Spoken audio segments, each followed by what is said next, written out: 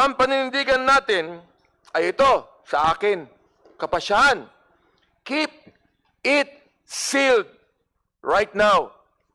Hayaan natin ang Senado ang magbukas nito bilang bahagi ng impeachment trial para buksan ang katotohanan sa tamang panahon ng paglilitis. Huwag natin pangunahan ang proseso para sa kapakanan ng ating legal system at ng ating bansa. Madam Chair, at mga kaibigan ko dito sa Committee on Justice, hindi mo mas maganda na may suspense, eka nga. Di ba? Nasuri na natin ang impeachment complaints at mga nakalakip na ebidensya.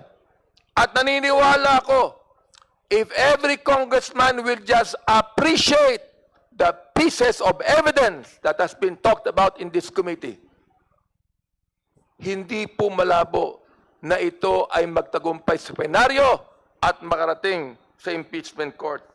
Ihain na natin, ang articles of impeachment sa Senado nang may paggalang sa batas at takot sa Diyos. Tinimbang na natin at sapat na para sa probable cause. Dito po sa Committee on Justice, tinimbang natin si Vice President Sara at nakita natin ang laki ng kanyang pagkukulang.